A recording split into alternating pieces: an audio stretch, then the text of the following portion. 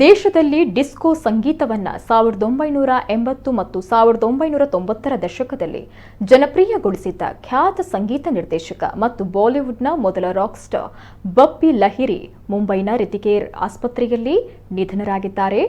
ಅವರಿಗೆ 69 ವರ್ಷ ವಯಸ್ಸಾಗಿತ್ತು. ಕಳೆದ ವಾರ ಆಸ್ಪತ್ರೆಗೆ ದಾಖಲಾಗಿದ್ದ ಬಪ್ಪಿ ಲಹಿರಿಯವರನ್ನ ಸೋಮವಾರ ಬಿಡುಗಡೆ ಮಾಡಲಾಗಿತ್ತು. ಆದರೆ ನಿನ್ನೆ ಅವರ ಆರೋಗ್ಯದಲ್ಲಿ ಏರುಪೇರಾಗಿತ್ತು. ಅವರ ಕುಟುಂಬದವರು ಮನೆಗೆ ವೈದ್ಯರನ್ನ ಕರೆಸಿದ್ರು. ಬಳಿಕ ಅವರನ್ನ ಆಸ್ಪತ್ರೆಗೆ ಕರೆದೊಯ್ಯಲಾಗಿತ್ತು. ಆದರೆ ಚಿಕಿತ್ಸೆ ಫಲಕಾರಿಯಾಗದೆ ಅವರು ಸಾವನ್ನಪ್ಪಿದ್ದಾರೆ. ಈ ಕುರಿತು ಆಸ್ಪತ್ರೆ ನಿರ್ದೇಶಕ ಡಾಕ್ಟರ್ ದೀಪಕ್ ನಮ್ಜೋಶಿ ಹೇಳಿದ್ದಾರೆ.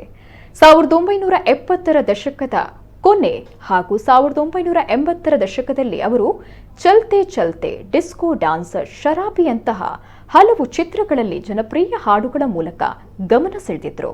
ಭಾಗಿತ್ರಿ ಚಿತ್ರದಲ್ಲಿನ ಭನ್ಕಾಸ್ ಅವರ ಕೊನೆಯ ಬಾಲಿವುಡ್ ಚಿತ್ರಗೀತೆ. ಸಲ್ಮಾನ್ ಖಾನ್ ಅವರ ಜೊತೆಗೆ ಇತ್ತೀಚೆಗೆ ಬಿಗ್ ಬಾಸ್ 15ರ ಸಂಚಿಕೆಯಲ್ಲಿ ಪರದೆ ಮೇಲೆ ಕಾಣಿಸಿಕೊಂಡಿದ್ದೇ ಅವರ ಕೊನೆಯ ಪ್ರದರ್ಶನ.